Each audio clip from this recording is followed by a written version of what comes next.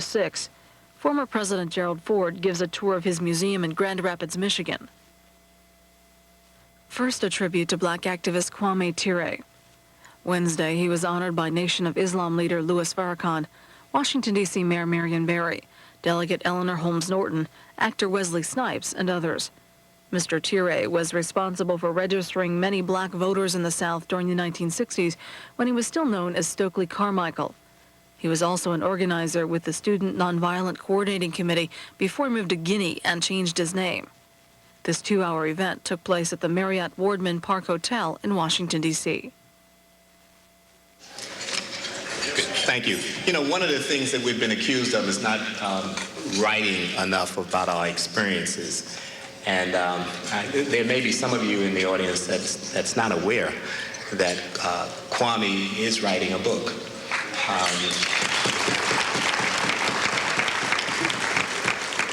And one of the nice things about it is that he's writing it with a friend, Michael Farewell. All right. Thank you, Brother Winky. And I'd like to congratulate the organizers of this event, and particularly the heroic Karen Spellman for bringing this event.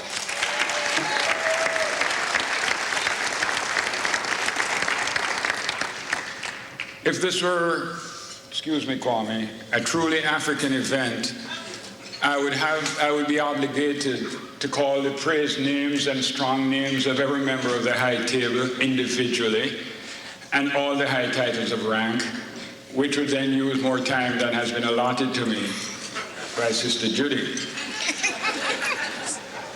But what I will do is greet all my friends and brothers, the heroes of SNCC. Even after so many years, you all are still heroes to me.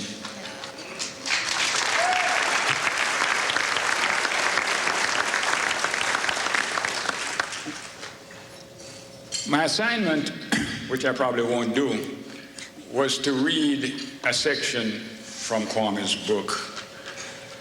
But the fact of the matter is that with the time we have, that might not be possible. But I do want to lay to rest one misconception. Especially since I've been here this evening, a lot of people seem to have the impression that I'm ghostwriting Kwame's book, or that I'm helping Kwame write his book. That's not true. My role is much more modest than that. In traditional African culture, there's a metaphor for the impossible. And they say, when I want to say a thing is not possible, the man or the woman who would do such and such a thing is not yet born, and his mother is dead.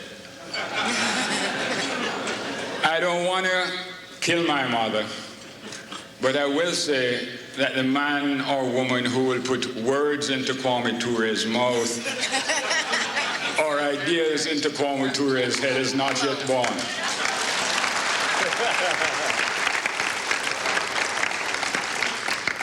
My role is very, very modest. I'm like the arranger. Kwame is a composer. It is his life.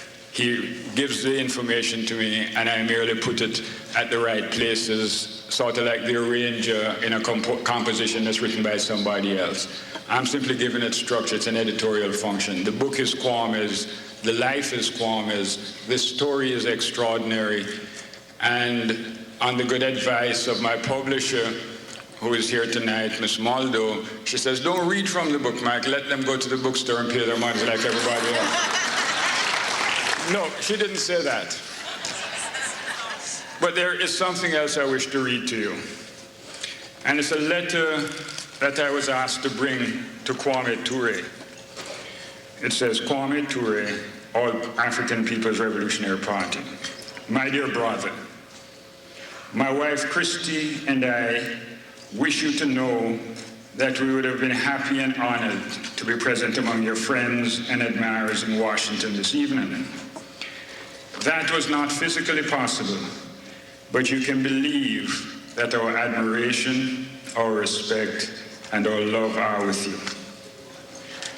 I am not in the habit of presuming to speak for all people, and indeed, I'm often quite suspicious of most of those who claim to. But on this occasion, I'm confident that I speak for multitudes of progressive African patriots when I say that your courage, your insight, and your devotion have adorned the struggle in our time and continue to inspire us. May the ancestors continue to protect and strengthen you in this your latest battle. With warmest fraternal good wishes, your brother, and there's an Igbo term which translates roughly keep on keeping on, or more precisely, keep on doing exactly as you have done. Jide Kaiji, Chinua Achebe.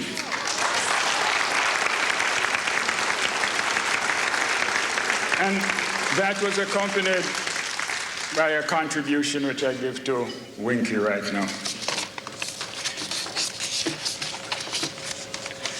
I also have to recognize the presence among us of Miss Graham and Miss Marlowe of Scribner's Magazine, which is a company that will be publishing Kwame's autobiography and show every sign of taking the book very seriously.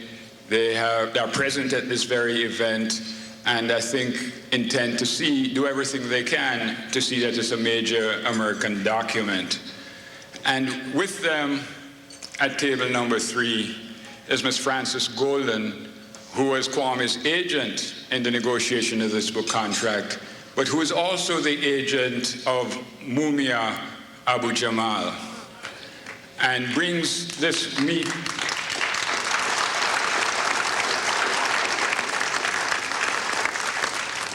And Ms. Golden, who was last week with Mumia, says he is in high spirits. His courage and his fighting spirit is not impaired, and he sends his warmest brotherly and revolutionary greetings to this meeting.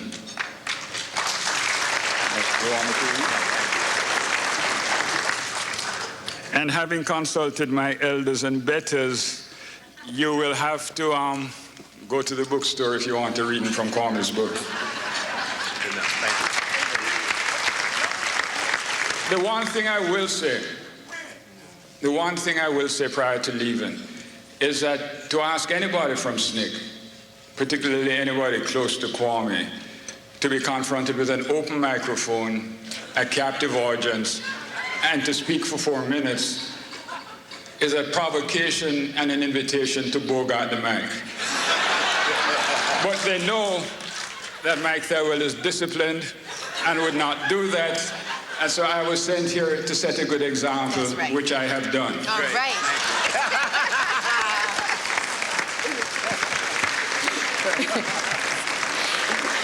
Thank you, Brother Thurwell. He is, as always, eloquent and, as very unusual, brief. So we appreciate this. Thank you. Ladies and gentlemen, you'll notice in your program that Dorothy Height is listed. Unfortunately, she had an emergency today and will not be with us. Now we enter into what we refer to as a period section. Most of us know, that have spent any time with Kwame, know how much he feels and how much he's talked about NAG. And both Cleve Sellers and Karen House are going to come and give some remarks about the NAG period. And after Cleve and Karen, Gaston Neal.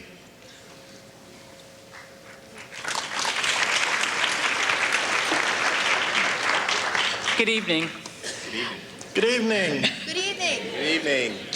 Cleve asked me to go first. I know why.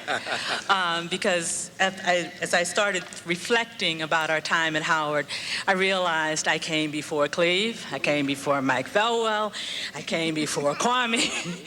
So I came to Howard before there was a NAG, before there was a SNCC. However, it was an interesting time because we began our student movement days the summer of 1960 at Glen Echo Amusement Park. And those students formed the nucleus of what became NAG, the Nonviolent Action Group. And the rest is history. Well, she has taken her allotted time and now turned it over to me. Exactly. I came to Howard University from a small town in South Carolina. anticipating and looking to see all of the civil rights activists at Howard University. And I came to Howard University with all the expectation. And when I got there, I was able to find a few sturdy, committed individuals. And one of them was a lanky, young, arrogant, intellectual from New York by the name of Stokely Carmichael. And you know, coming from down south and coming up north, there was a certain amount of cultural shock. In any event, I wanted to be a part of the movement. And I learned that Stokely had been arrested in Mississippi and sent to Parchman Penitentiary. And I thought that maybe he would be the person that I would come to know. And over a period of time, the friendship and the bond grew. And I was able to learn about a very caring and very compassionate and a very deeply committed young man with an affectionate personality. A young man who would go on to become an icon, certainly for human rights, black empowerment, Pan-Africanism, and socialism. And so when I look at this event tonight, we need, and we are celebrating the life, the legacy of Kwame Ture. I remember the times when we went to Mississippi, the summer of 1964, and when we got to Oxford, Ohio, we found out that our 3 comrades were missing in Philadelphia, Mississippi. And there was a group of us, 8 of us, that were asked if we were interested in going to Philadelphia, Mississippi, and seeing if we could find our comrades. And I remember Charlie Cobb, and I remember Stokely Carmichael. I remember 5 others of us who traveled to Philadelphia, Mississippi. During the day, we stayed in a barn, and at night, we would go out into the night and we'd search ravines and old houses and wells and all kinds of places where either the bodies of our comrades might have been stashed or where hostages might have been held. And we did that. And during that time, we had an opportunity to talk. And we talked about a lot of things, but we never talked about fear. We never talked about the kinds of sacrifices that we were making. And I remember Stokely very well during this time, talking about a deeper commitment that we all had to make to the struggle. Stokely has made that commitment. And one of the things that we have a responsibility to do is to go forward and teach our young people about the legacies of those individuals who have given sacrifice.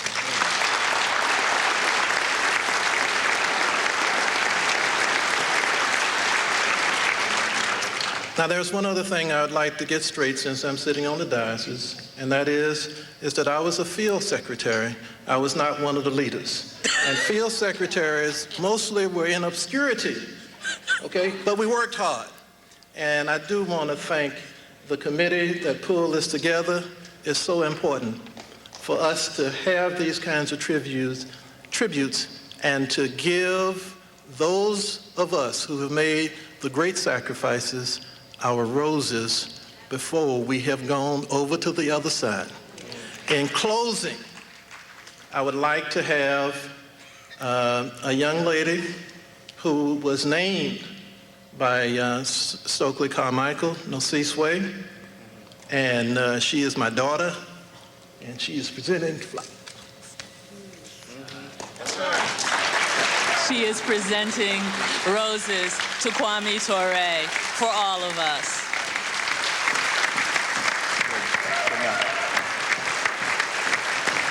Where are you going to do it?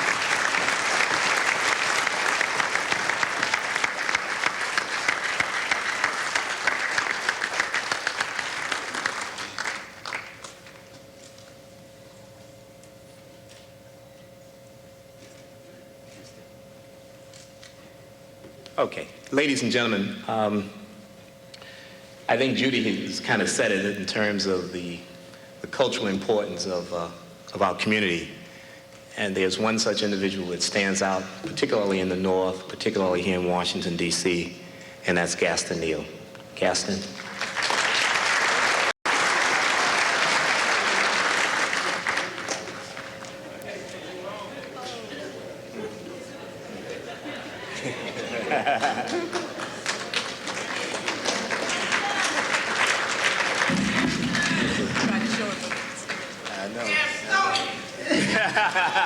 Number one,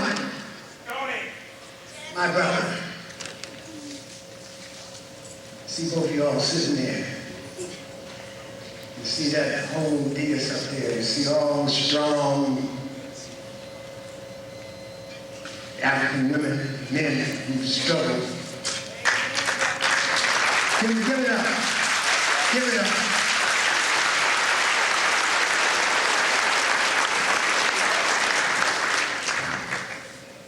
This is one of those nights if you're not here to bring you to singers, not here to feel and see the history of the movement and also see the future of the movement. Because brother, you do not only represent the past, you represent the future. And that's so important. Because the marches are not done, the struggle is not done.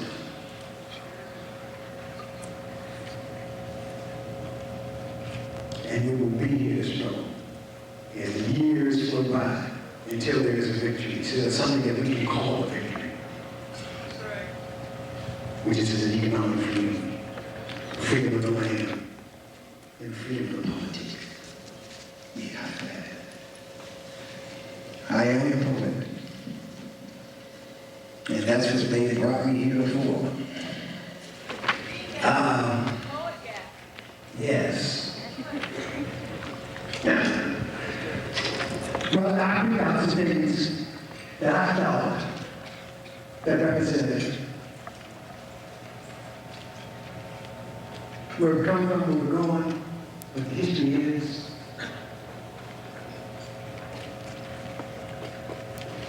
And where the poetry is. And the poetry is what we feel as human beings. Because we not only fight this struggle as workers, cultural workers, as political workers, as congressmen, as mayors, but we fight this battle as human beings. And it is my job as a poet to touch on the human being.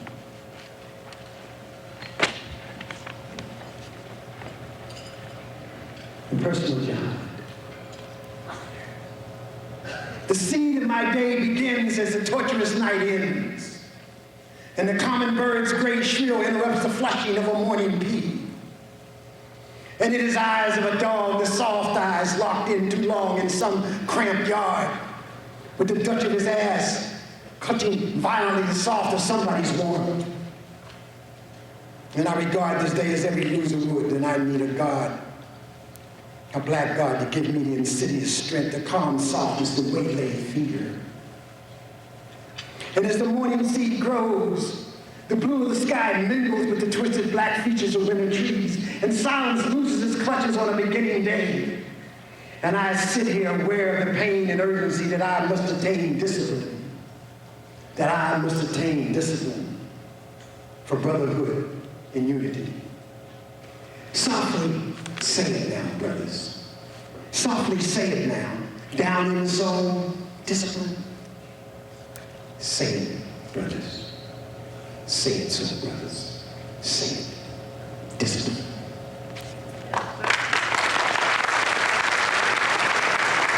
Bus rides screaming at us, opening a nation's ass. Declaring our people free. Refusing to let death know the rhythm. Refusing to let death know the time. Refusing to let death know the melody. Refusing to let death know the rhythm, the melody, the Africa, the nation, the soul, the march, the tom-tom, the juju. Refusing to let death know The rhythm, the time, the melody. The rhythm, the time, the melody. The rhythm, the soul. The time, the politics, the nation. The melody, the poetry. Refusing to let death know.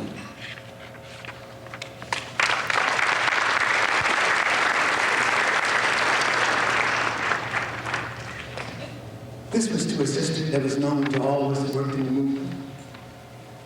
And not only is this poem, capsulized and gives all the beauty and all the rage and all the wonderment to what we are and what this journey has brought us and has taken us. And she stood by your side. And Sister Florence. This journey from out of the water, walking 1,000 hysterical nights. If you look closely, it's in the eyes. The water, the pain, the search. Like touching the eyelids of 100 dead slaves. Knowing the wood, the brown wood of a Mississippi shack. Southern skies and dirt that push this journey in an African way. The scars of the whip. This rhythm that keeps fucking with us. This rhythm fighting 1,000 pharaohs. We reach out to each other, touching unused guts. From out of the water we have fought the cold death, blowing the tears of millions of bodies, trapped in seaweed, forgotten in the Atlantic. This rhythm that keeps fucking with us, driving the seasons of our earth. It is always in your eyes, Florence, the sun, the rain, time itself, like holding our destiny within one of your tears. It is a song, a motion, a movement, a hit of the blues coming out of your mouth. That way deep in Memphis began a journey. Rhythm-like, colored-like, free-like, black-like, African-like, revolution-like.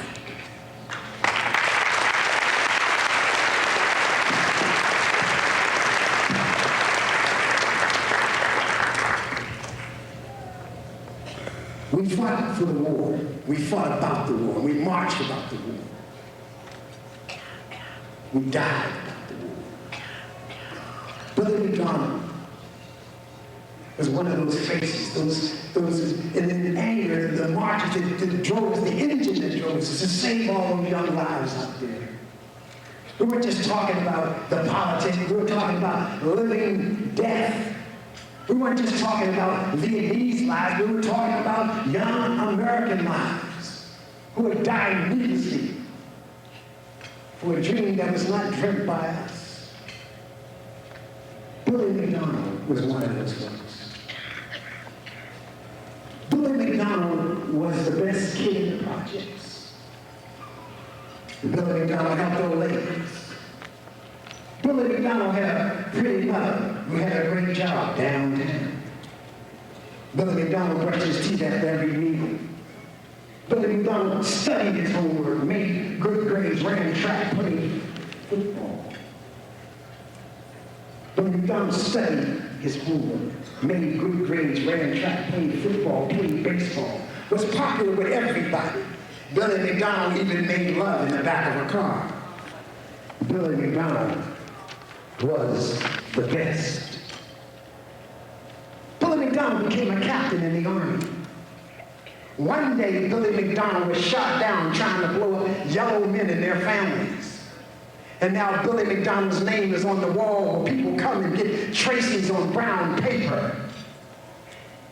I went to that wall and cried for Billy McDonald. Cried for all that goodness, cried for his pretty mother. Cried for the way good souls can be taken and made mindless. Cried because tears can touch and hug. And on that cold afternoon, my tears touched and hugged Billy McDonald.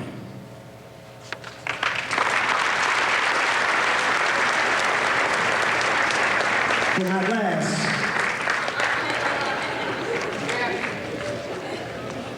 I've got to be the North Star. The North Star is Harriet Tubman. And if she didn't exemplify what it was to be in the movement, no one else did. I don't think so. Harry Tubman. She reached beyond the thunder and lightning. She reached past the clouds over the dark night. She reached up to the sky of stars and caught the red-hot light of the North Star. She opened the earth, walking with blood-soaked feet. She challenged the fire poured from the bodies of slaves, made into laws, courts, and prisons, screaming white-hot flames of agony. She challenged millions of headhunters, dragging and ripping apart impossible tender moments of time, shipping vessels of history, destroying the fabric, the godlike cloth of our destiny, with a gun, a knife, and a cannon, building the hideous wall of blood called slavery. She challenged with burning eyes and black skin, with torn skin, ripped skin, degraded skin, smashed skin, dehumanized skin. Strong enough to bring feet, strong enough to be free. Strong enough to be free, strong enough to be free. With torn skin, ripped skin, degraded skin, dehumanized skin. One man set free is worth 1,000 speeches. One man set free is worth 1,000 speeches, 1,000 speeches. One man set free is worth 1,000 speeches. Set free, set free. The North Star, the North Star, the North Star, the North Star. She saw the dawn, she saw the death, she saw the new day. She saw the red hot light of the North Star.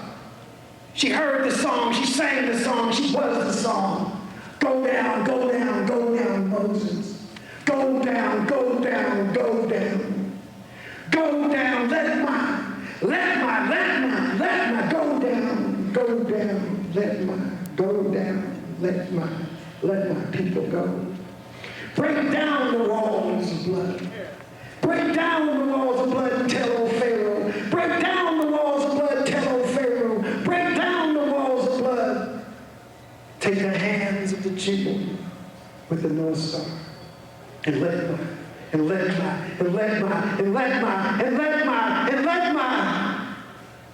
my people go. Past the chains, past the field of blood, past the houses of mangled souls, past the broken back children, past the history of twisted cathedrals, praying to insidious gods for more lives, more darkness, more arms and body parts to run the foul-smelling ship of laws, constitution, and rights. To the North Star, to the North Star, to pick up the gun, to fire the cannon, to march the human march for freedom. To the North Star, to the North Star for all that is good, to the North Star for all that is free. To the North Star, to the North Star, to the North Star. One man set free is worth 1,000 speeches. Thank you.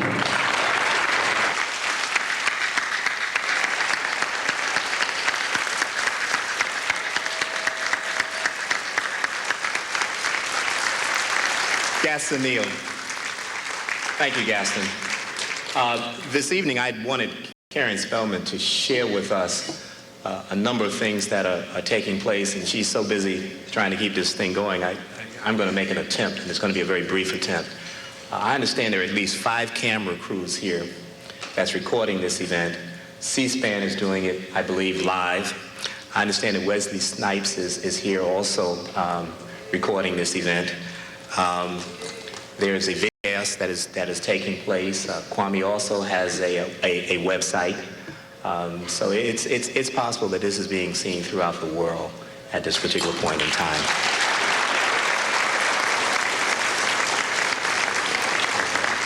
Now we would like to introduce the former chairmen of SNCC, and what I'd like to do is to have them come in this order. Marion Barry, Charles McDough, John Lewis, Jamil, and Phil Hutchins.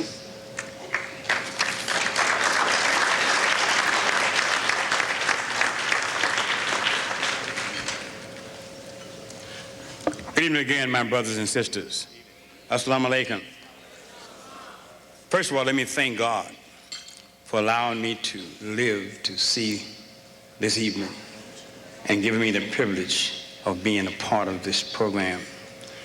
Many of our freedom fighters have gone on, made their transition, but their spirits are alive and in this room. Let's give them a round of applause. All the slain freedom fighters who have made their transition.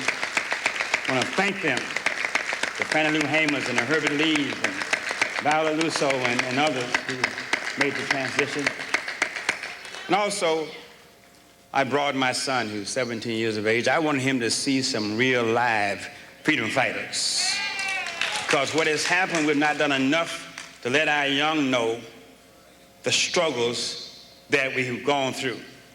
Many of them think that they came into this world, it was like that forever. And for the many of them, the freedom fight was a storybook story, something you read in history. But I want Christopher to know that this is real, live history, and that there were some freedom fighters who fought long before he was even thought about, who made a difference in this world.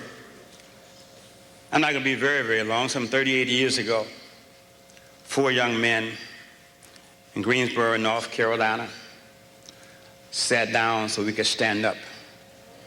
That started the modern civil rights sit-in movement.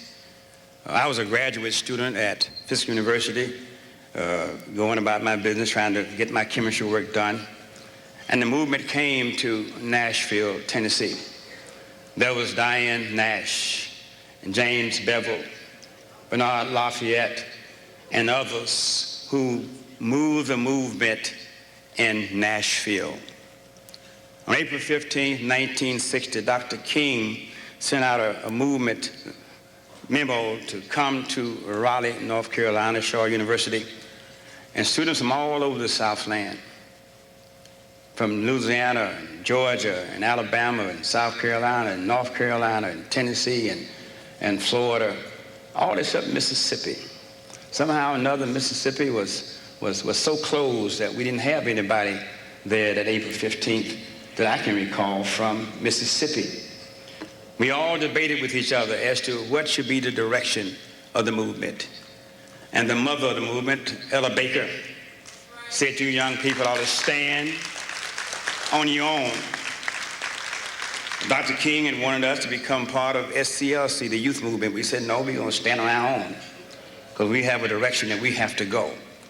And so that April 15th weekend over Easter, it's really kind of interesting looking back on it, because for me, who's a Christian Baptist, that Friday was a crucifixion and the Sunday was a resurrection. So that weekend was resurrected, the Student Nonviolent Coordinating Committee. And we came together and I was elected the first chair. We went about our business, sitting in all over the Southland and moving and moving and moving and doing things. And there were several things I remember about that movement that was very memorable to me. Early on in the movement, we had a big debate, and Brother Kwame remembers this debate as to whether or not we should go the direct action route or go voter registration route. Many of us thought that the Kennedys was trying to buy the movement out because they put some money into the voter registration. I'm just telling the truth now. And that they put some money into the movement, and we were afraid they were trying to buy us out, trying to keep us, Brother Gillard, from continuing our direct action movement. And so we formed 2 separate groupings, but yet together. I think Diane Nash and Bevel and myself were on the direct action side of that equation, and others were on the voter registration part of the equation. Looking back on it, both were important, because you could use direct action to stimulate people to register to vote to stimulate direct action. And so that was the beginning of that great movement. The other defining moment, I think, in the movement, and I know where Brother Kwame was on this issue, there was a whole big debate in SNCC about whether or not we should keep guns in freedom houses, because these white folks have been shooting the freedom houses, bombing freedom houses, and shooting at people in freedom houses. And so we came together to debate that question because we had nonviolent in our name. And so some of us felt that you ought to be consistent, and others said, well, look, if you're being shot at, you better shoot back. And Brother Kwame, I know what side he was on the shoot back crowd. And he said, you know, we're going to shoot back. We're going to shoot back. And that was something, and it's interesting about that, those people who were in the field were that view. Some of the people who were in the cities who didn't have the same kind of people shooting at them could say that in terms of nonviolence. And so those were the kind of things that went on, but we were committed. And finally, I recall, I think it was in Nashville, Tennessee, and Brother Kwame was an organizer way back when. And this is no offense to anybody who's a part of our leadership, but Brother Kwame sort of waited till we all got a little sleepy. And I think about 3 or 4 o'clock in the morning, they had an election for a new chair. He knew how to do it back in those days. Outweighed him. We woke up next morning and we got a new chair state. That time, Stokely Carmichael. And that just shows that he was born a revolutionary. He grew up on revolutionary ideas, and he practiced revolutionary tactics of knowing how to out-organize some other kind of people. That would be a lesson to us. If you want to win, you can't. This is not a situation for a sprinter. This is a long-distance runner kind of movement. And Brother Kwame was one of those people. And finally, I knew how Black Power happened because Willie Ricks. Where's Willie Ricks? He's around here somewhere. Where is he? Anyway, you know, Willie and Brother Kwame had worked this thing out where Brother Kwame said, "Black Power," and Rick would say, "Black Power." Pretty soon, "Black Power, Black Power." That's how the Black Power thing came about. Everybody started saying, "What do you want? Black Power." Brother Kwame, we love you, respect you a lot.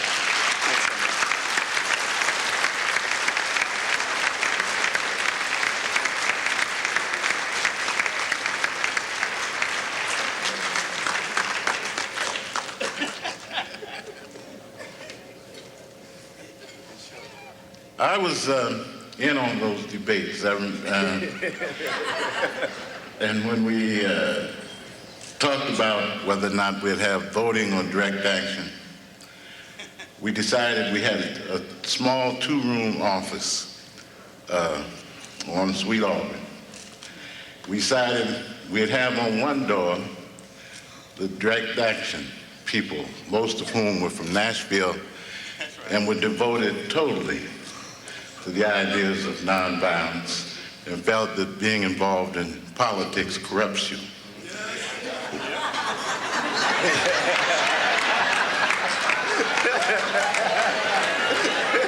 The Nashville people and direct action people, who my good brother, I'm going to speak on, was among them. We said, well, perhaps we should have 2 doors. On one door, we'll have the direct action nonviolent people, and we'll have a dove with a olive branch in his beak, and it would say, "Student Nonviolent." And on the other door, we'd have a male fist with lightning and swords saying, "Coordinating Committee." But the wonderful thing, and SNCC nearly split at that time over those questions. The second time we nearly split was after Herbert Lee was killed. And we asked ourselves, can we do this? Because people are going to die.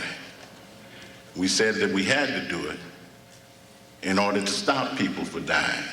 And since we were prepared to pay the price of our deaths, we could do it, and we could continue. Through all those debates, what impressed me was that when we started, we said we were a band of brothers and sisters in a circle of trust. And that was true. And through the movement, we came to know the greatest love we ever knew, a love for each other. Because unlike the accident of birth, when you're just born into a family where you have no choice in that, we chose each other. And we chose to love each other, to stand with each other, and to die with each other. So this meeting this evening speaks to me of family. One of ours is hurting. We are needed, and we have all come home. We always said we may be of many minds, but we have one heart. And our heart, my heart, is with you, my brother.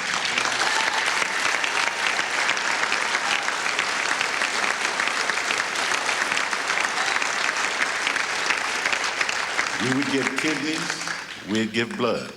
We would give anything to help and protect each other. And the other thing that became an important part of our family was The lessons, as Cleve pointed out, he has his children here and many others of you do. The lessons that our children in this country should know is that what we did was important, what we did was courageous, and we lived with the idea that America had gone for years sending us off to die in a vain fight to, quote, make the world safe for democracy. We pledged very early that we would only fight to make democracy safe for the world.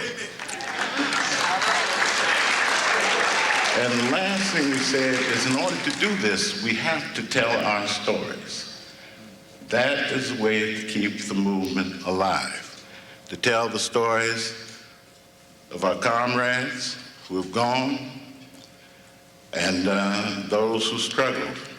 And we need to support each other in that. As a part of that, I want you all to know that Joanne Grant just published a book on Ella Baker called Freedom Bound. Support it. Buy it. Read it. Read Michael's book, Stokely's book, Kwame's book. The book on the children, about the Nashville people. Read that. We must support each other, and we must know the truth of what we've been through. I remember being in jail in Macomb with Bob Moses. And Bob, those of you who haven't seen him, is here now. When the family gathers, everybody comes.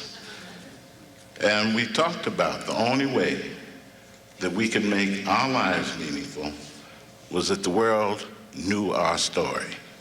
And we had to tell the story.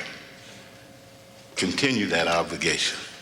Tell the story of Kwame Ture. Tell the story of what you did. Tell the story of us all and how our love moved us further on up the road. Thank you.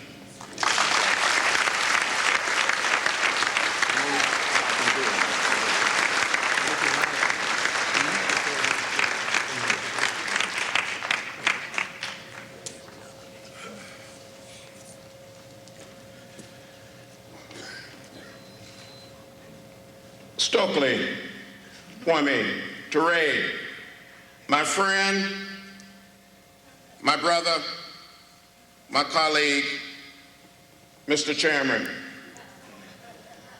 I salute you tonight because of your courage, your raw courage, and your great strength. You know, I had the great blessing, and tonight I feel more than lucky but blessed, because I served chair of SNCC from June 1963 to May of 1966. During the time of the March on Washington, Mississippi Summer, and the march from Selma to Montgomery. And some of you may remember the Executive Secretary of SNCC, James Foreman, used to call us a circle of trust, a band of brothers and sisters. So Stokely, you are a warrior because you dared to stand up and speak truth to power. And so tonight I come to say thank you, Brother Stokely. Thank you, Brother Ture.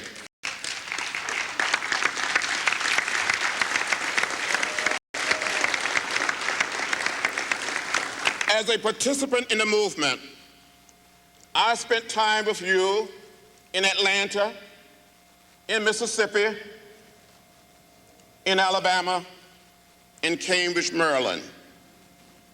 You cannot forget the time we shared a room together for a few nights in Greenwood, in the home of Freddie and George Green's parents, back in 1964. Stokely, you have been guided by what I like to call the spirit of history. You allowed the spirit of history to use you, to track you down. and you realize that there's an old African proverb that says something like, if you care, move your feet. You've been moving more than your feet. You move your mind, your talents, and your skills as a great organizer, as a great teacher. We're better people. We are a better nation because of you. And it's my belief, when historians pick up their pens and write about this period, they will have to say, Brother Ture, Kwame Ture, Brother Stokely Carmichael made a difference. That you spoke up, you stood up, and you spoke out. You spoke out for those who have been left out and left behind. You're a good man. You're a good leader. You had the ability and the capacity to put yourself in the way, and you're still in the way. Stay in the way. Continue to agitate for what is right, for what is fair, and for what is just. You forgot about your own circumstances, and you got involved in the circumstances of others. Thank you, my brother. Thank you, my friend. Thank you, Mr. Chairman. Thank you.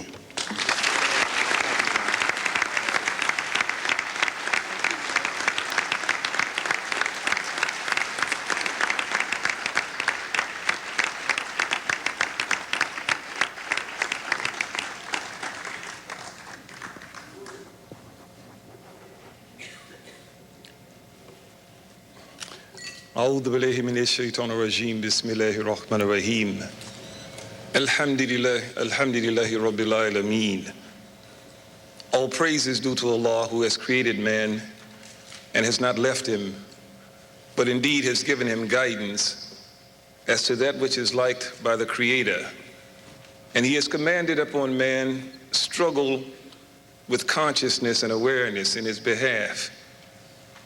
It is with this in mind that we see that the trust that has been given to man is always dispatched, for again the Creator has commissioned. He has commissioned the soldier to fight, to jihad, the teacher to teach, the organizer to organize. And for the Muslim, he has commanded that we invite, that we give an invitation. And the invitation again is based and centered around that you invite people to the consciousness and awareness that struggle is an ongoing process. For Allah has said in the Quran, He has created man to toil and struggle. The word that is used in the Quran for struggle is kabad, which gives a general sense of struggle, meaning that everything and everyone who comes into this life engages in struggle to survive. The baby, when he is born, he transforms from breathing a liquid into breathing a gas. It is said that when the egg is fertilized, there's a competition between the sperm for fertilization of the egg, and this is implanted upon the individual himself, so he knows the nature of struggle.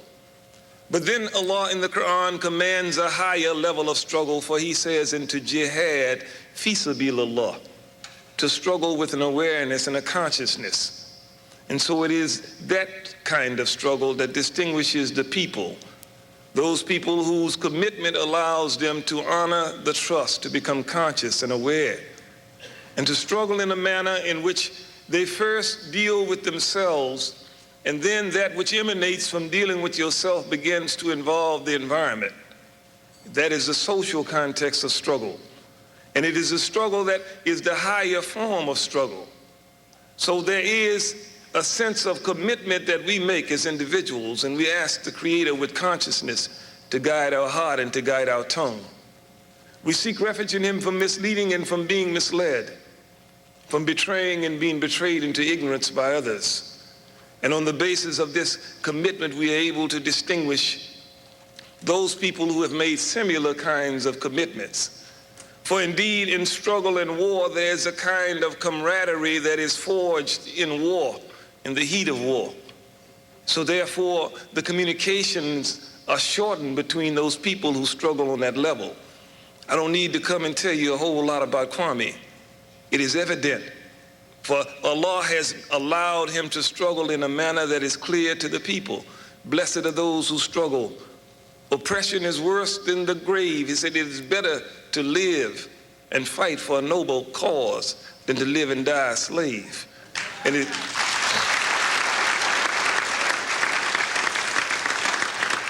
again, it is with this understanding and awareness in this context that we begin to understand those people who were propelled, not just Kwame, and Kwame being, a leading figure from an era of movement and struggle, but the people whose names that Kwame may know and I don't know, and who other people know and other people might not know.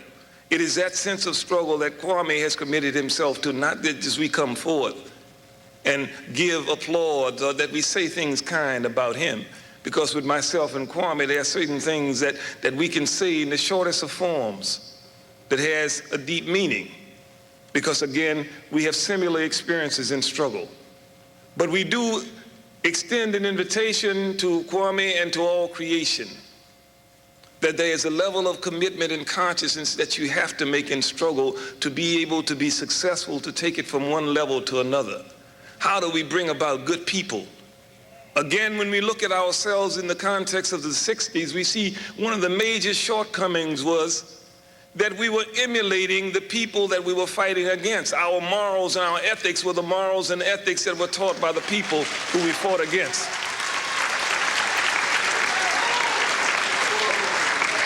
How do you raise a people? How do you, again, bring about a consciousness and awareness amongst humanity that makes them strive for the best? And again, it begins with ourselves. If you can't beat yourself, you can't beat nobody else. Everybody can fight, but everybody can't win. There's a discipline, there's a price that is paid to win. So the Creator, in not leaving us alone to figure out worship, has instructed us concerning worship. He says to be a better person, one has to be able to commit himself to a practice. He says prayer 5 times a day, for prayer restrains and keeps you from bad behavior. Fasting during the month of Ramadan, for it teaches you self-restraint and discipline. Charity, because you will not have believed until you want for your brothers what you want for yourselves. And Hajj, because it is that sense of community and pilgrimage that makes us aware that all come from two. And Allah says in the Quran, all come from two, and He has created the races that men might get to know each other, not that they would hate each other. The best amongst you is he who is most righteous. The companions of the Prophet asked him, what is righteousness? He said, good behavior. He said, of the things that will make you successful, there are 2. Taqwa Allah wal husnul khuluq. That is consciousness of the Creator and your ability to do good, to have good behavior.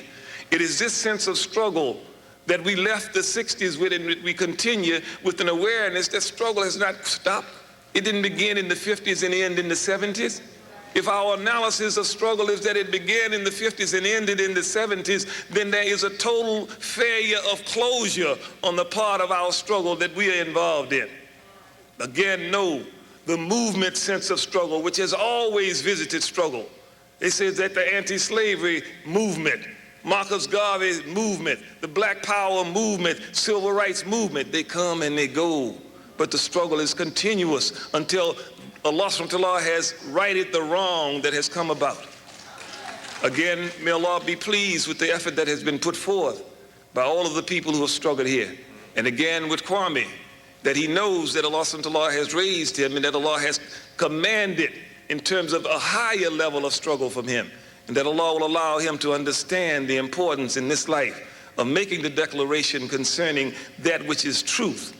And that Allah will allow him to understand in terms of that when Allah begins to move us from one condition to another, it's for a reason. And it's a mercy that He gives us time to reflect and to grow.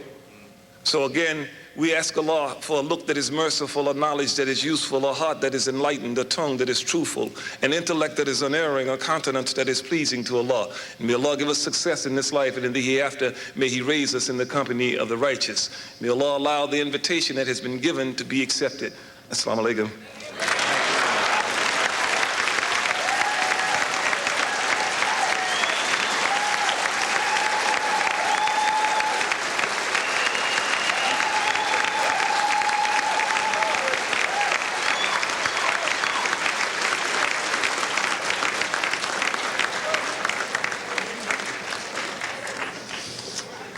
always very hard to follow the chairperson of SNCC before me. I want to thank Karen Spellman and some other people who were on the organizing committee for letting me know about this event and allowing me to come across the country from California to be here tonight. It's actually a dream being here in many ways. I think of when Stokely Carmichael was no longer the chairperson of SNCC in 1967. He came to Washington, D.C. to organize a Black United Front. And I'm looking at who's here tonight. Looking here at the dais, you have an internationally known leader, Minister Farrakhan. You have the mayor of Washington, D.C. You have several congresspeople, future mayor of Chicago, hopefully. Politicians, leaders in the movement of Islam. And in the audience yourselves, you have a very broad base of support at United Front. I want to just actually take a quick second to mention one of them who is one of the strugglers who went before us and is still with us. Former Congressman Charles Diggs from Detroit.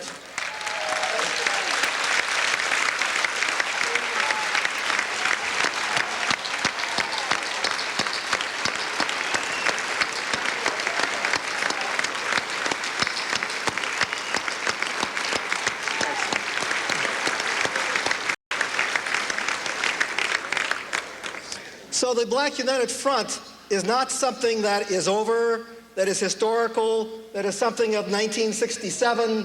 It is something that is ever present and something that we are creating and struggling to create daily as we move into the 21st century. But the other thing I think about in coming here, it reminds me of the phrase of the great African revolutionary Amilcar Cabral when he talked about the return to the source. It was 38 years ago, a few months hence, that I first met Stokely Carmichael as a freshman to Howard University here in D.C. Yes, me. Shows how old we all are, or how young we still are in many ways also. But what I want to say, because part of coming to Howard and joining NAG, and there were a few comments about NAG, and I just want to say a few more, because it was in NAG that I got to know Stokely Carmichael. And it was in many ways, more importantly, turned me as I would say a brash, smart-alecky young high school graduate coming from Cleveland, Ohio, who was thinking that I was going to become a professional, middle-class professional, and help the race in that way. It taught me something very, very different. It was a different way of life. And coming into Howard, meeting the people in NAG, getting involved in the struggle. I mean, my memory of NAG and meeting Stokely was doing rent strikes on Girard Street here in Washington, D.C. in 1961. It was getting tear gassed in Cambridge, Maryland, or arrested in Baltimore.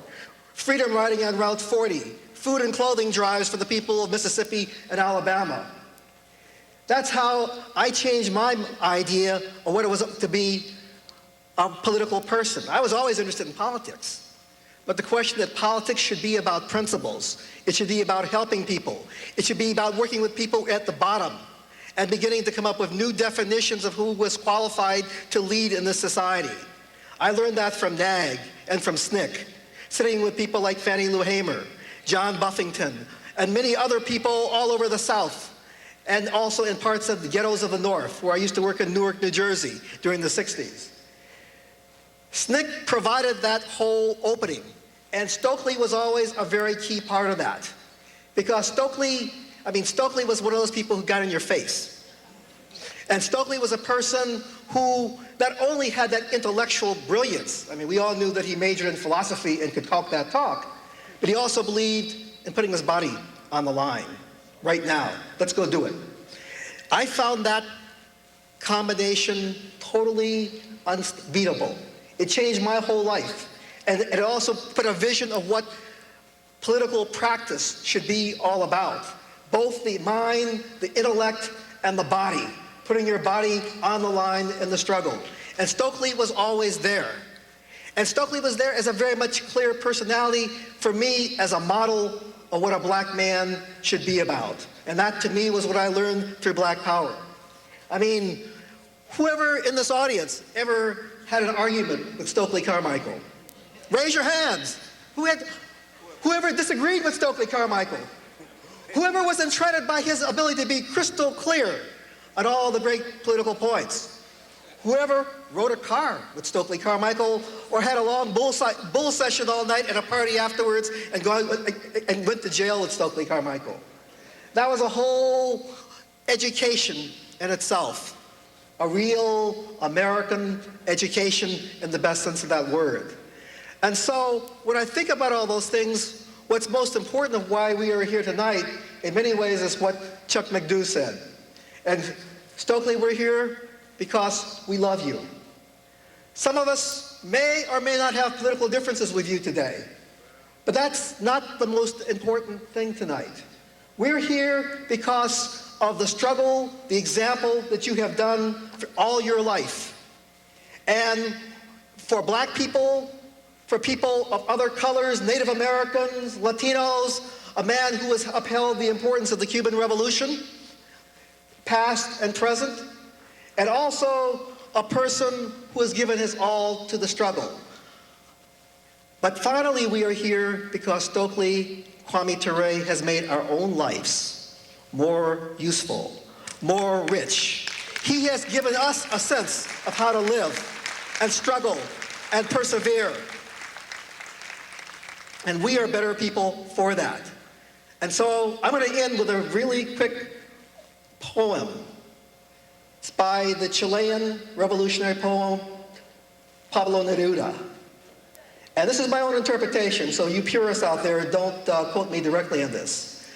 Neruda says there are some people who come to the struggle and struggle for a time period, for a campaign. And those people are important. And they really are, because we need all the people in the struggle, in a mass movement that we can get. But even more, there are some people who struggle for many years. And they are extremely important. Because the struggle goes ups and downs, in and outs. It has setbacks as well as it has victories. And we need people to fight for many years. But finally, there are some people who struggle all their lives, like Kwame Ture. And they are just irreplaceable. And in that sense, I want to say that Kwame Ture has set a model for us into the next century, a transition point from black power to international black power to the power of African people all over the world. And for that, we salute you, we love you, luta continua.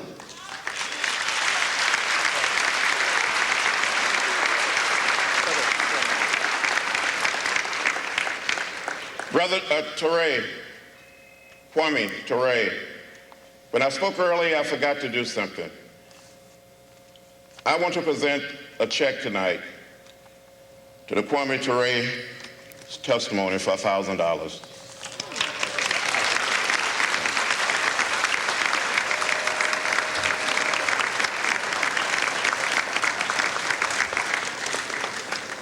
You notice I took the check. I'd like for all the people from NAG to stand up. Would you please? I just want to see all the people from NAG.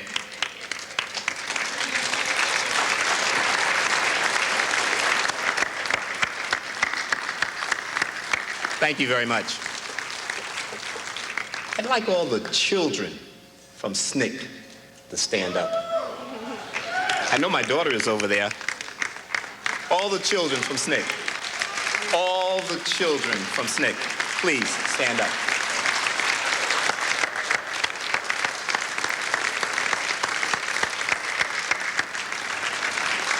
Thank you very much.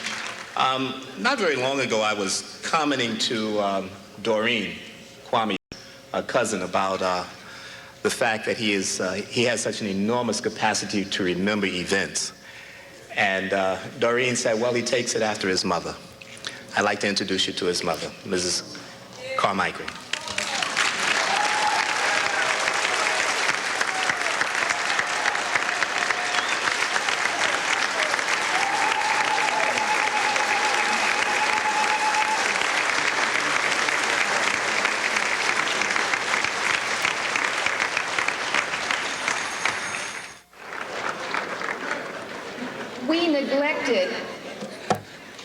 neglected to mention two things. One is that Jim Foreman, whom all of us are really close to and who helped a lot of us develop, myself certainly, was too ill to attend tonight. And so we just want to make sure that he knows that our thoughts are very, very much with him. And let's just give a hand to Jim.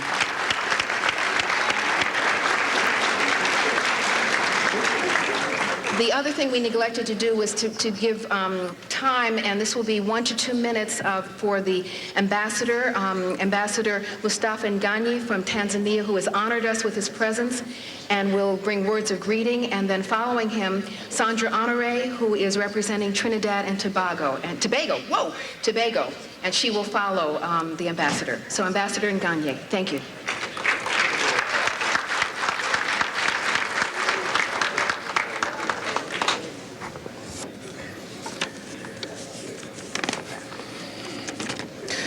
Brother Kwame, Your Excellency Minister Farrakhan, Honorable Congressman, Your Excellency Honorable the Mayor,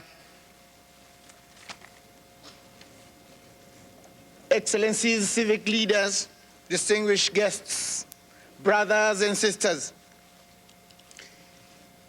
For me, it is indeed an honor and privilege to be given the opportunity to bring you very warm greetings from the people of Tanzania, the land of Kilimanjaro, and the land of Mwalimu Julius Kambarage Nyerere,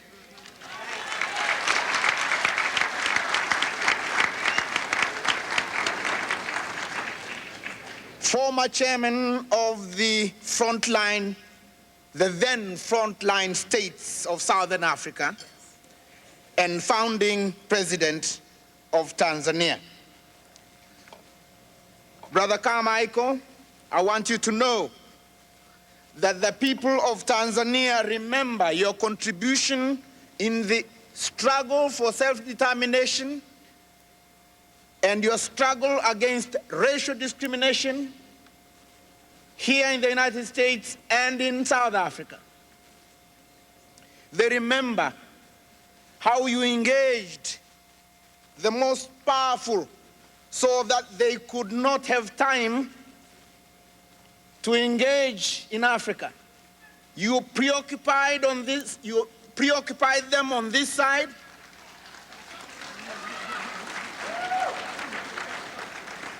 while the African peoples preoccupied them on the other side. I want you to know, brother, that the people of Tanzania honor you, cherish your wisdom, cherish your clarity, cherish your bravery, and cherish your principles of standing for the truth always, however bitter, however difficult, but the legacy you have left to the African peoples is that you are a principled human being.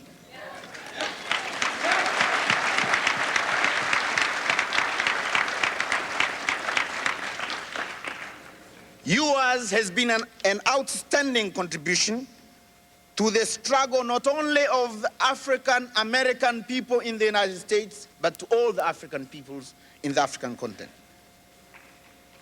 And yours is an outstanding contribution which all people of goodwill worldwide recognize. I join you, brothers and sisters, in wishing Brother Kwame Ture all the best.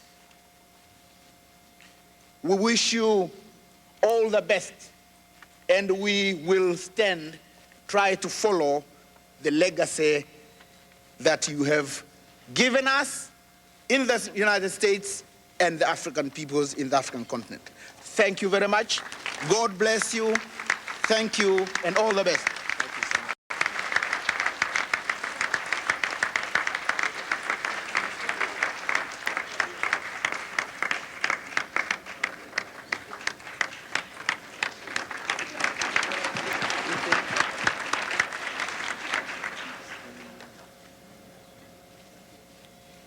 Kwame Ture, ladies and gentlemen of the head table, I am honored to represent the government and people of the Republic of Trinidad and Tobago at this evening's testimonial organized by the Friends in honor of Kele Kela Kwame Ture.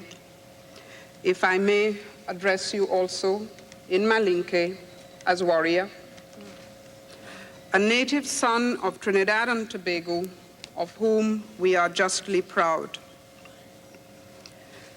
There is no need, ladies and gentlemen, for me to add to the plaudits that have been bestowed on him by the very eloquent speakers who have preceded me. His work is self-evident. It has been said that he has played a part in shaping the way a generation shaped itself. He has been acclaimed internationally. Indeed, he has been most noble in continuing the philosophical lineage of distinguished Trinidad and Tobago Pan-Africanists and contributors to our development, such as C.L.R. James,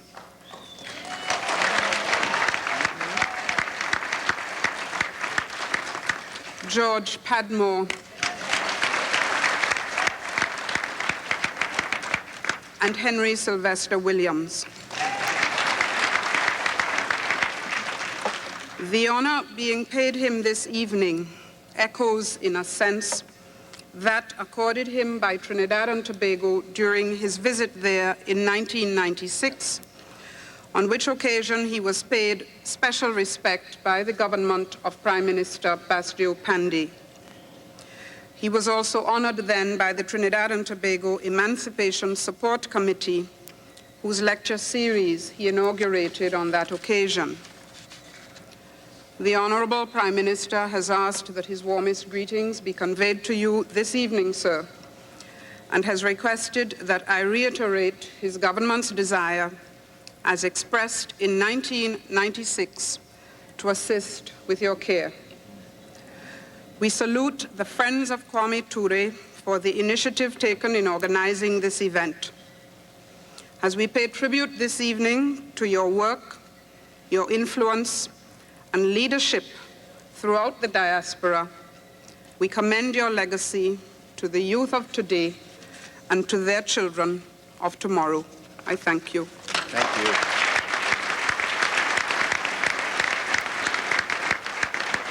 Thank you, Councilor Honore. Thank you. Now we're going to move right through the rest of this agenda. I feel like I'm in a meeting. Right through the rest of the program.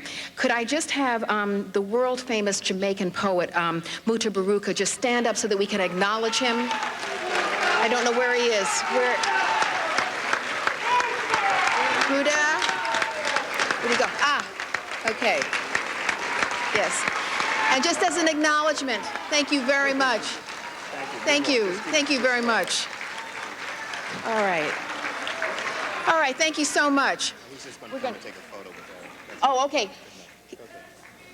Well, no, we don't quite have, but should we, is it possible to do a photo? Is it possible to do a photo? Just go ahead. Oh, God. Is it that part? Okay. All right. All right. If Brother Baruka would like to join us here for a poem, all right. Continue. I know you. We just continue. Okay. Wonderful. Thank you.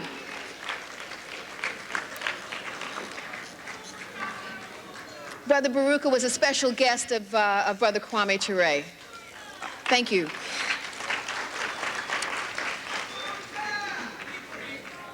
While that is going on, I'm wondering if we could move through and if Brother Willie Bricks and Brother Bob Mance can come forward. Where did they go? Here we go.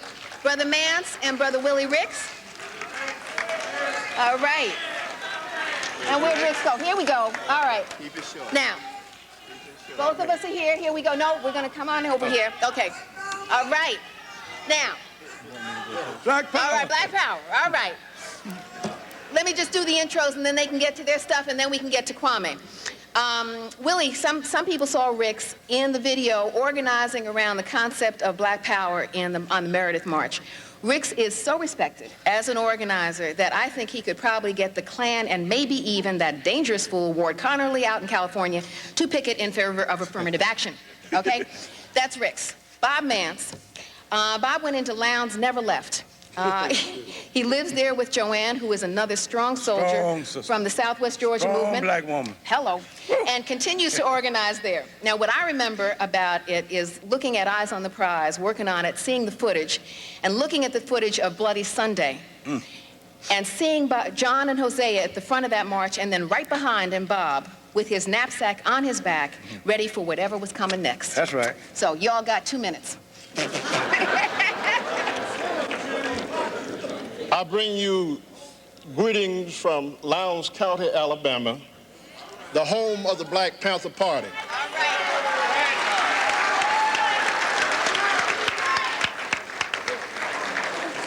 Lord, sometimes my cotton sack gets so heavy.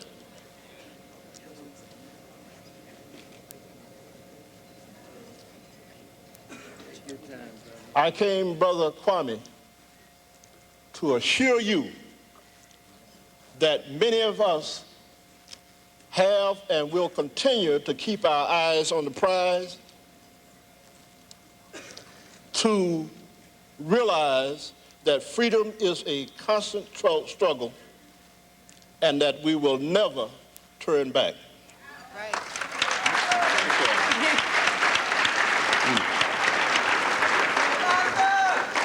Black Power. Listen, when we say Black Power, we say it more than one time and we say it like we mean it. So let's say it at least 5 times, say it like you mean it, and remember the masses of the people of the world are listening and looking at you. Black Power! Black Power! Black Power! Black Power! Black Power! Thank you. I'm going to talk a minute. I have introduced Kwame Ture hundreds of times, and I've never attempted to say a thing about Kwame Ture because I don't know much about him. All I can say that Kwame Ture is like a star in the sky that's giving off energy and light. This light traveling at a speed of 82,000 miles per second. The light sometimes is so far away that it starts shining toward an object, and the source of the light dies. The sun, the star burns itself up. But the light is so powerful that it keeps shining and traveling thousands and millions of miles away from its source and traveling and traveling and traveling.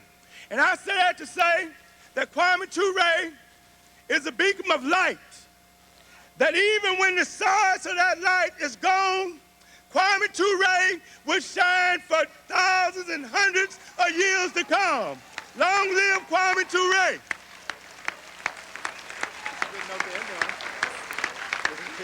Now, I would like to say that Black Power taught us to have want power, to want land, to want a nation, and to be willing to stand up and fight and take what we need in this world. Kwame Ture taught us that all of Africa is ours, and the diamonds and gold and oil and rubber and zinc and copper and pearl and cobalt in Africa, the land should be united, the people should be united, and we should take our land and use it and feed and clothe our own people. And the only way we can do that is through revolution. Revolution is the only way. And Africa is our most important object. We must fight for Africa. So in closing, I would like to ask you to do another thing. Hold your fists up, and I want you to say it to Kwame Ture and say it to your people at least 5 times. Africa must be free. Africa must be free. Africa, can't hear you. Africa must be free. Africa must be free. Africa must be free. Africa must be free.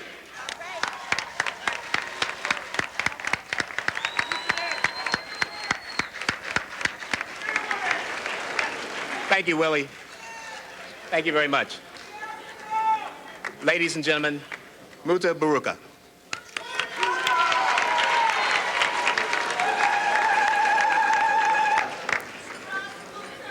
Greetings from Kingston, Jamaica. You know, say, would I really feel bad if we come so far and don't give our tribute? You understand? So, they call name and sit down, can't work. We have a poem here that was not written for this occasion.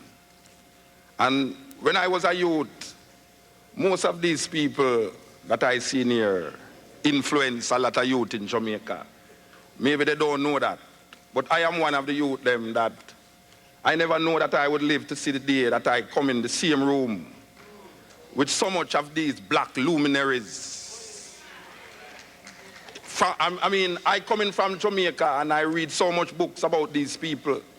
And to come here now and see them is something else. So we give thanks for this moment in time.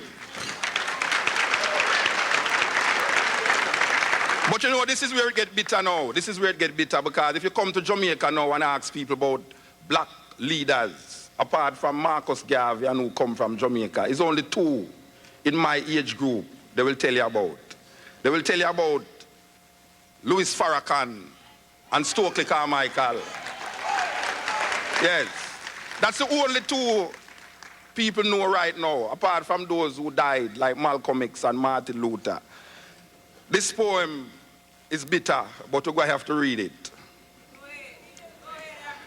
The tears, the fears cannot wipe away the years of struggle.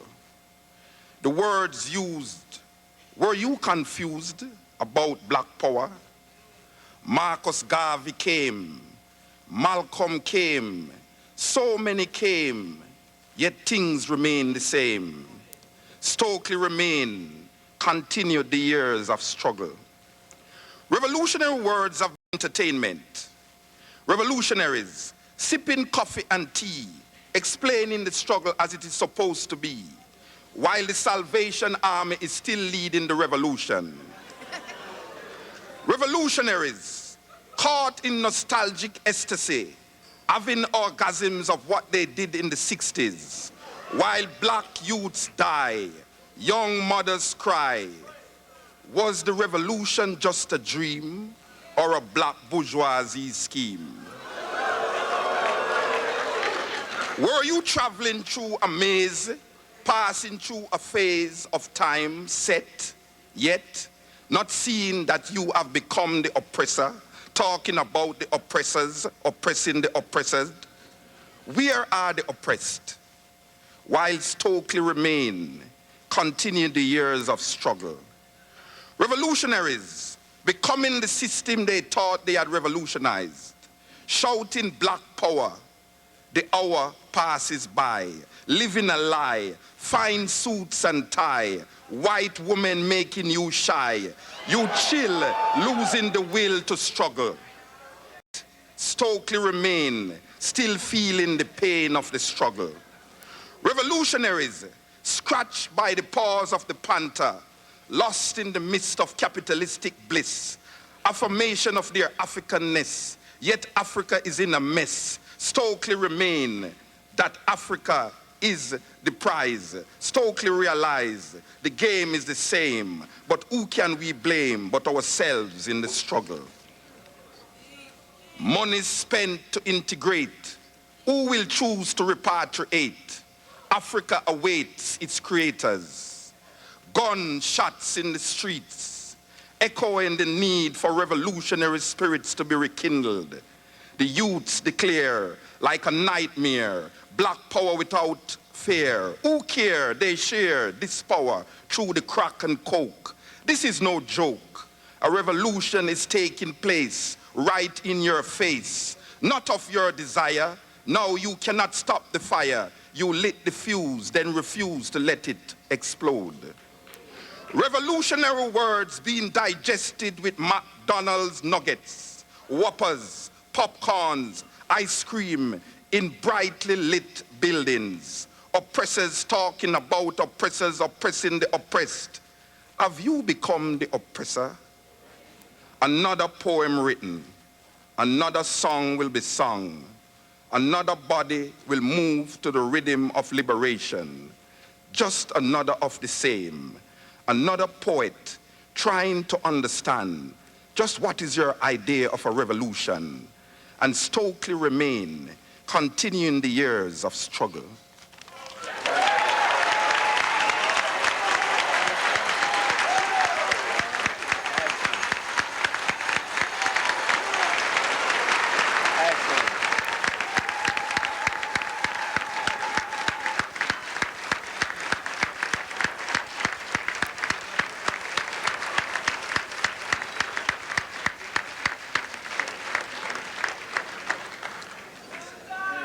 Ladies and gentlemen, we would like now to have David Brothers to come forward. David Brothers, former president of the New York City Black Panther Party and a member of the All-African People's Liberation Party. David Brothers.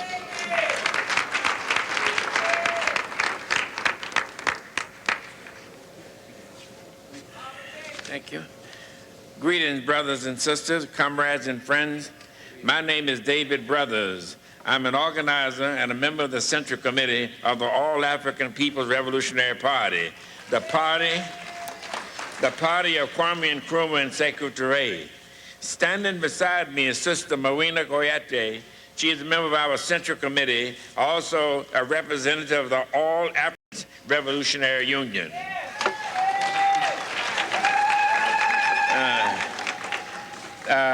Thank you for honoring the life of one of Africa's noble sons.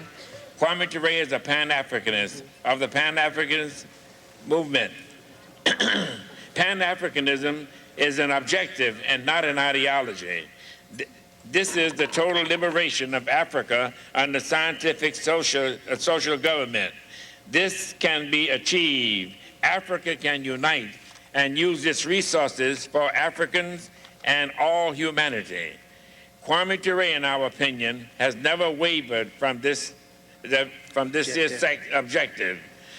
He's following the great Pan-Africanists of the century, Henry Sylvester Williams, the Honorable Marcus Garvey, W.E. Du Bois, George Padmore, C.L. James, Kwame Nkrumah, Sekou Ture, Comrade Sobukwe, Amel Cabral, and others. Kwame Ture, in our opinion, ranks in the forefront of African revolutionaries. Your presence here is truly a testimony to how we revolutions can touch the lives of the people. The AAPRP call on every one of you to truly honor our brother is to join an organization which is fighting for the people. Light the fire, ready for revolution. Did you talk about the presentation of Bamboshi and... No, okay, great. Thank you. Thank you very much. Right. Thank you very much, David. Ladies and gentlemen, there are a couple of people in the audience that we don't want to overlook. There's the Cuban Intersection First Secretary, Felix Wilson. Will he please stand up and be acknowledged? There he is. Great. There he is. Yes.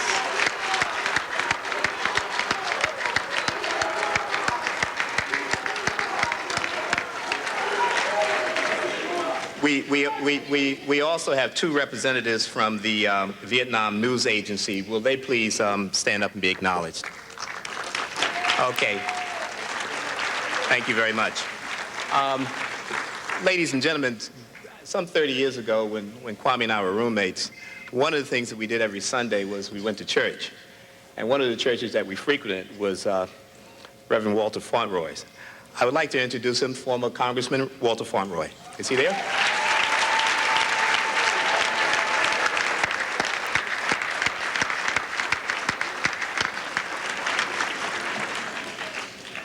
Now, ladies and gentlemen, we don't want to forget among the purposes of our meeting this evening, it is intended to be a fundraiser. When we moved from Howard University to this hotel, it became more expensive. And so we've asked Brother Akbar if he would be kind enough to say a few words in that regard. Brother Akbar.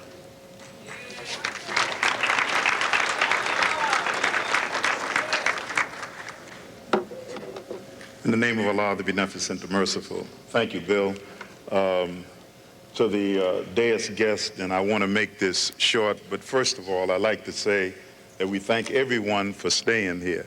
I was looking to see who would say, well, I got to go, but this is an hour that we are honoring Kwame, and you've stayed much later for much less programs. So I want to do two things quickly. One, if I can get some of the brothers from the FOI, Brother Captain, we want to take up some money. And I said Kwame in St. Louis, he came to St. Louis, I really didn't want him to come, but he's a man that honors his word. And he said, I told the brother I'd be there. He came to St. Louis. We didn't raise a lot of money, but we promised him $10,000, and we reached that goal. Kwame has to go back to Africa. I talked to him in St. Louis in his hotel room, and he made it final. I'm going back to Guinea, and at the end of the month. And I said, well, Kwame, if you're going, I know you're a socialist and you like to fly in planes that only have one class service. I said, but this time you need to go first class back to Africa. So he laughed. And when he gets to Guinea, he needs some people to be there with him. Najib, you have to go with him. That's his sister. Please stand up. Stand up, Sister Najib. She's a nurse. She looks after her brother. I don't want her to worry about the job in Miami when you got to get back and leave your brother. We want him to have enough money that he can keep her there with him. And when he needs something in America or needs to come to America, he shouldn't call the party to see if they got a speaking engagement. And if they can raise some money so he can buy a ticket, that money should be in place. And if we want to say, Kwame, we love you and thank you for your sacrifice, because many of us have positions in this society, it comes from the struggle of brothers like Kwame Ture and others. So therefore, tonight we thank you for buying the ticket, but we want some money tonight. And we want Bill, we want you to put it in the bank, and whenever he calls, say a check is on its way, Kwame. So let's do it, and we have to do it quickly and good. Now, if there's someone who has, like Congressman John Lewis, $1,000, we want to recognize you right away. Those who have $5,000, $10,000. Minister Louis Farrakhan, thank you, $1,000 right here. Now, if your organization wants to do it, do I have another 1,000? These lights are in my eyes, I can't see you. Okay, it's another $1,000. Can I, give me the name. $1,000. Say your name, please. Roseanne, $1,000. From Selma, Alabama, $1,000. Thank you. Let's get the money. We got the trays coming around. Please help us. Let's do it. Is there another $1,000 in the house? $1,000. $1,000. Or is that $1,000 over there? Watch the way you raise your hand. Now I'm looking over there. Is that $1,000? $500. Who has $500?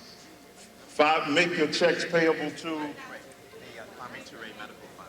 Kwame Ture Medical Fund. And it's a 501c3. You can write it off. All of the high rollers that looking for something to write your money off at the end of the year, here's a cause tonight. So go on and write those checks. We have one from, here you go, $1,000. Henry Thomas and Yvonne Thomas. Let's give them a round of applause from Stone Mountain, Georgia, $1,000. Thank you very much. Do we have any more 1,000? You can bring it right up. They're moving the receptacles through. Just put your check or the cash right in. I see another. Is that $1,000? Or is that just hand waving over there? $500. You can bring the check right up if you'd like us to announce it. We want to thank you, thank you, thank you. And on behalf of Kwame, and I watched Kwame in St. Louis, he was excellent. The people loved his spirit, even in the pain. So we want to make sure, Kwame, if you're going to Guinea, when you need something, we want to make sure that everything is in place, and this is the audience that will make it happen for you. Has everyone had an opportunity to give? And you can also promise, if you don't have the checks with you, you can get them to Bill, and he will make sure that it's in place. Do we have? We have a $1,500 from the Tennessee Teachers Credit Union. The Tennessee Teachers Credit Union, $1,500. Give him a warm round of applause. Thank you very much. Thank you very much. Do we have all of the collections? Have we hit all of any table that has not had an opportunity? Raise your hand. Right over here in the center. Make sure we pick them all up. So we want to thank you very much, Bill, and thank you very much for this opportunity to help out tonight. Thank you. Assalamu alaikum. Thank you. Ladies and gentlemen, there were a few more contributions that has been made. We have here from Minister Farrakhan's wife, $2,000.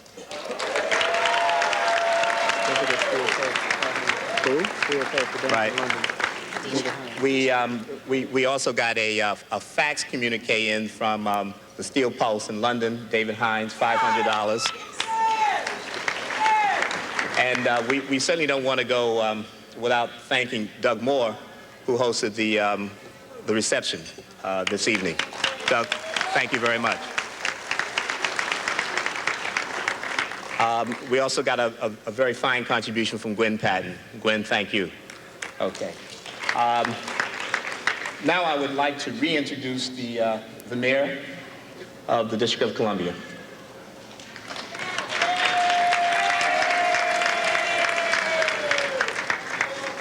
You know, I'm not going to be very long. Good evening. One other person who really ought to be introduced, who was in Mississippi leading the Mississippi Freedom Democratic Party, Lawrence Gillard. Gillard, turn out. Gillard, my man from the SIP. He's now here leading the struggle. I'm going to very quickly do this. These mean-spirited Republicans are trying to take a lot of power from us here in Washington. But one thing they cannot do is stop me from proclaiming this day, Kwame Ture Day, in the District of Columbia. Your day. And I'm not going to read all of it. It says, where through his life, the legacy of African-American history has been enriched by many of those who have followed him, whereas these individuals who devote their time and talent to improve the quality of life are worthy of praise and public recognition, and Kwame Ture is one of those individuals. Now, therefore, I, the mayor of the District of Columbia, do hereby proclaim April 8th, 1998 as Kwame Ture Day in Washington, D.C., and call upon all the residents of this great city to join me in honoring this phenomenal individual and his extraordinary achievements. Signed, Marion Barry, Junior Mayor.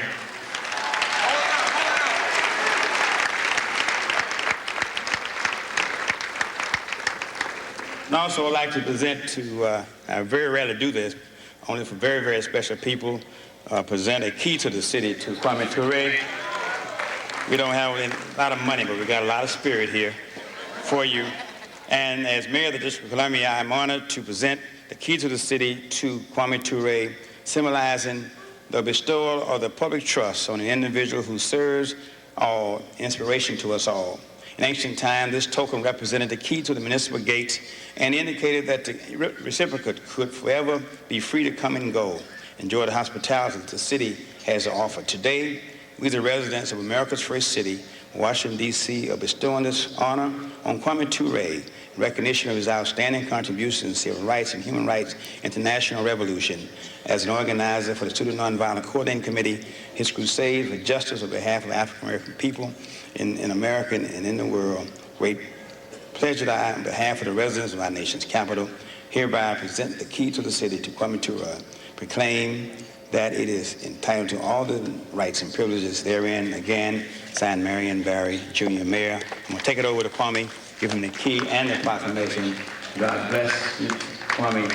God bestow all of his blessings upon you, keep his arm around you. We just love you, we respect you, we admire you, and you've been a good teacher for me.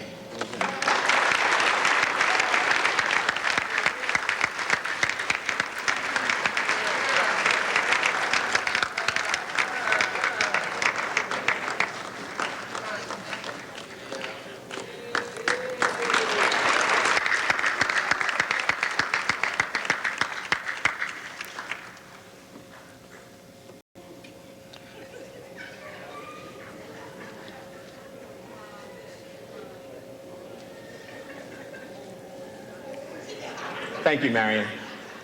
Ladies and gentlemen, brothers and sisters, the person that you've been waiting for to hear from this entire evening. After you hear from our brother, we will be asking Minister Farrakhan to offer the final prayer. We've asked Brother Kwame to keep this short. Short for us means 5 minutes. I hope short means 5 minutes. Okay. We will also have, we will give him as much time as he chooses to have.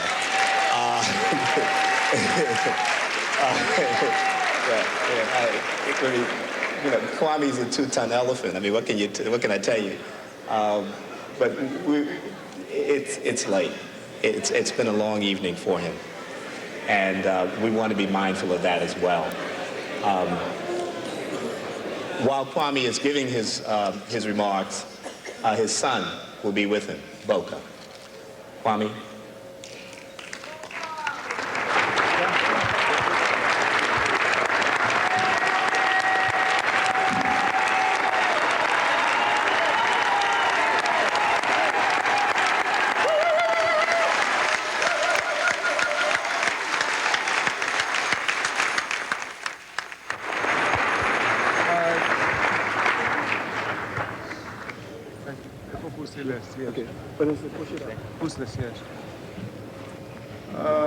Good evening. We wish to thank you.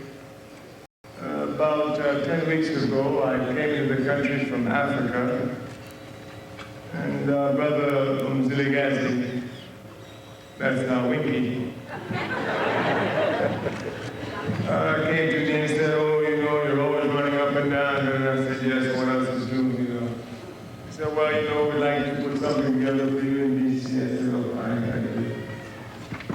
And to be brutally honest, he said, when can we do that? I said, well, I'll be in the country in April, you know. So you ain't got no more than 2 months. I said, well, let's look at it. I think we can do it, you know. So he called me back and said, well, let's try it. Well, to be brutally honest, I told him to go ahead, because you know them Africans, they just go talk, they ain't gonna do nothing. So I told him, yeah, go ahead. So he called me back a couple days later, he said, Karen is on board. So I said, Spelman's on board? He said, yeah. Okay, a little bit dangerous. A little bit later, I said, this. And they picked a date, said April 8th, and do you know all this was put together in 10 weeks?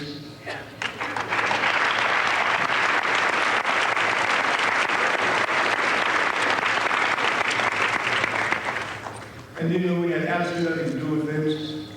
Until he carried it, the committee here, they put it together. We must have unity in our community.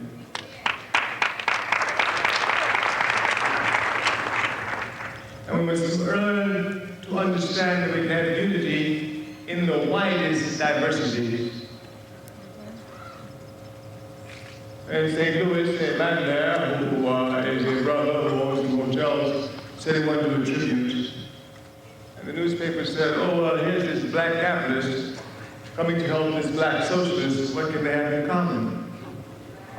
Of course, we understand the attempt is just to divide us on every and any possible way. And we reminded them of history. In World War II, the United States of America, the leading capitalist nation in the world, joined hands with the Soviet Union, the leading socialist country in the world, to fight against fascism in North Africa. If certainly Stalin and Roosevelt can join hands together, really difficult brother here.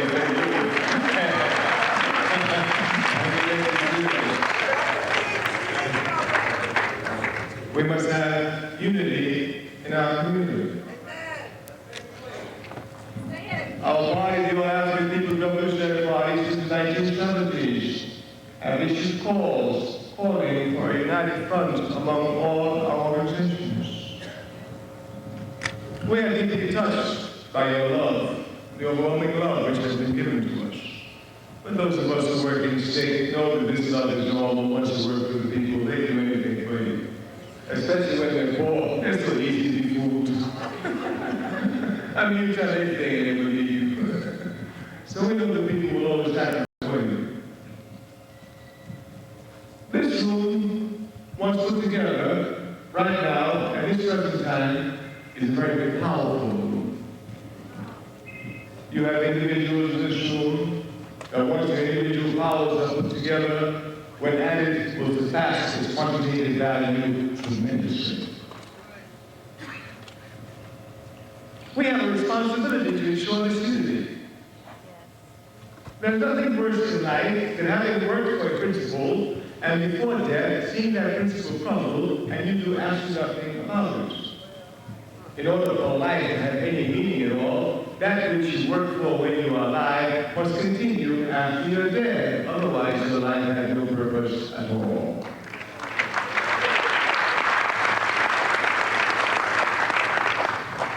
We have said as young people that we worked to uproot oppression, we worked to uproot exploitation, and we worked for the unity of the oppressed.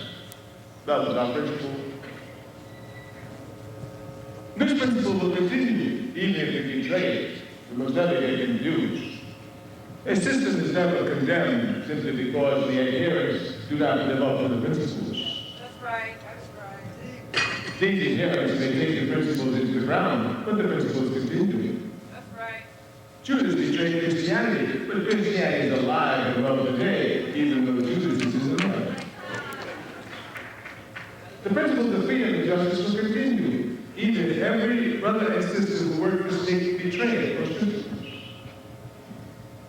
Certainly we have a responsibility to ensure the eternity of these principles. Of course, we want to make it clear in spite of us they will continue, but we have a responsibility, having given so much of our lives, to at least give the rest of it. It's like the old blues song, you know, the woman got married to this man after about 35 years. He chased her out, and she came that night about 3 o'clock in the morning with his new lover, and she started to strum on the guitar. You know, I gave you the best part of my life, whether you like it or not, the rest belongs to you.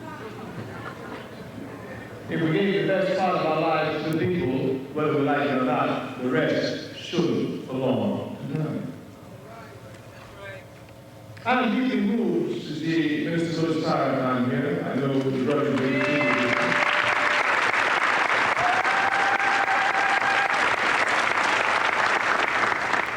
It's absolutely the entire program. I've had the honor and privilege of working with Minister Louis Farrakhan for over 3 decades. I'm very touched and deeply, deeply honored to see Brother John Lewis sitting at my side.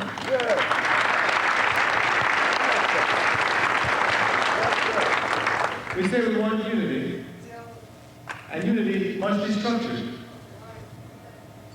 We are pushing hard at United Front, but this comes out of the lessons of Kofo with Stick. What Kofo taught us was at least how to neutralize those inside the community who might cause you trouble. At best.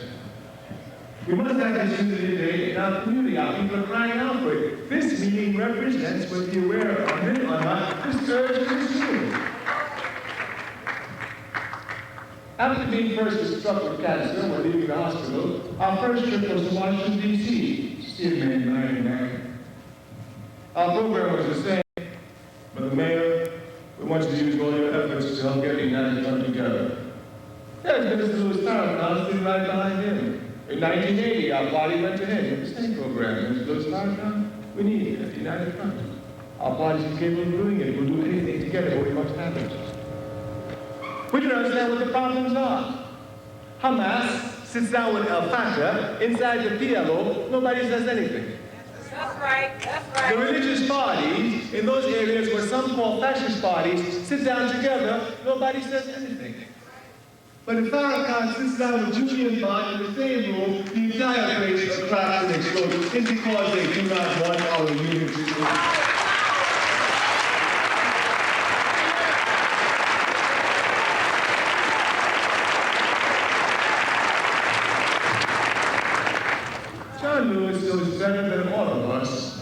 that the position which he occupies belongs to the blood of his people. His blood consecrated their victory. This position must be used to benefit the masses of the people. It cannot be done, it cannot be used if in fact John Lewis is isolated from Farrakhan, who's isolated from Julian Bond, who's isolated as a really marginalized.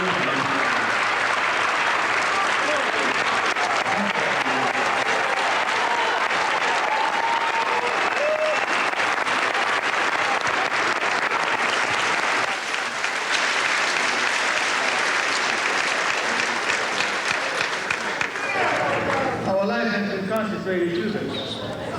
The rest of our life will be. We have a right to make a plea before this audience, this being an extremely special audience. Yes.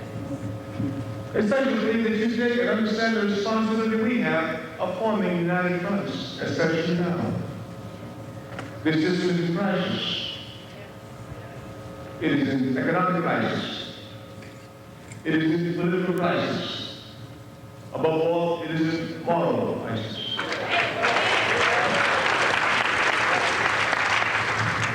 We have a responsibility here to ensure that we become a leading force in bringing to order the politics, the economics, and above all, morals within this society.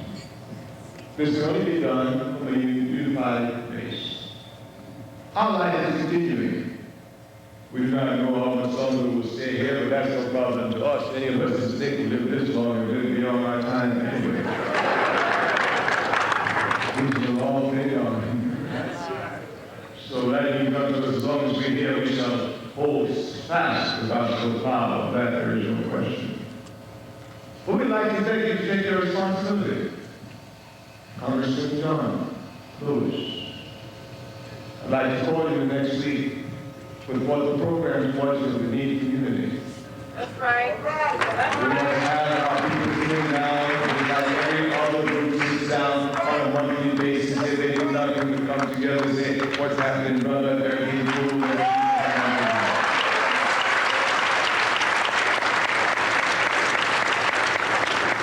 This is our legacy. This is what we want to leave. This is what we shall work for. We want to thank you again for your love. We want to promise you that as an organizer, as we all know, there's only one thing that counts as political capital for us, and that is the confidence which the people have in you. That's right. We shall always work every day to increase this confidence that the people have in us. Yes.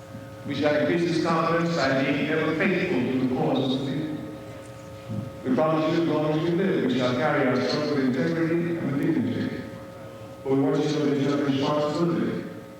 You have given so much of your life. It makes no sense for you to pass on now without giving the rest of it to bring at least a unified community.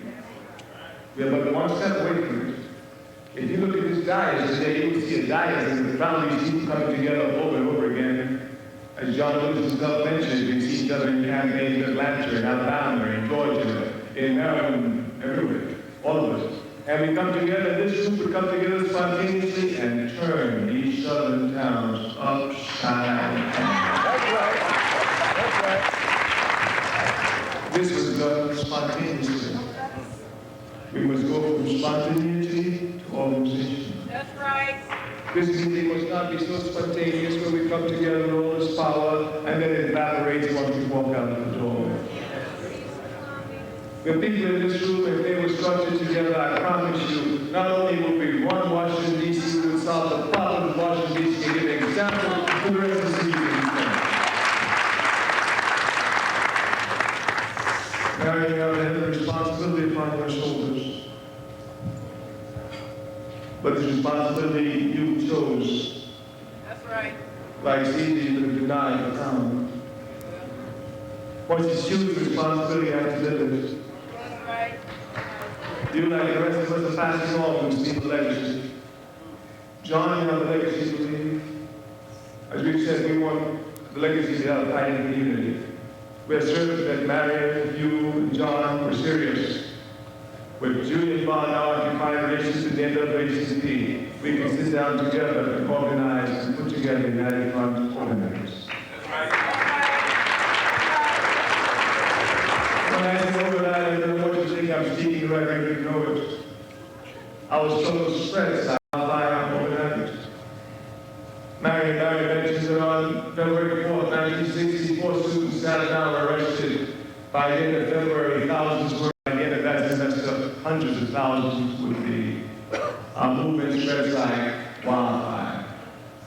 If you would look at the independence of Ghana, March 6, 1958, within 2 short years, 1960, 2/3 of the African continent will be independent. Our movement moves like wildfire. If you would look at the rebellion to this country, Mark, the first one in the 60s to watch in 1965 and 1968, over 350 cities were burned in this country. Our movement moves like wildfire. Once we begin to organize, we shall organize like wildfire. This is our responsibility. We shall continue to work for unity. We want to thank you. We promise you that we'll be faithful always to the people's struggle. We will always impose upon you your responsibility by trying to live to ours. Our people must be unified, John Lewis. Our people must be unified, Louis Farrakhan. Yes. Our people must be unified, Mary. And we have the responsibility and you have the opportunity before you to help bring the people together, and you refuse. This is the worst act that you can commit against the people.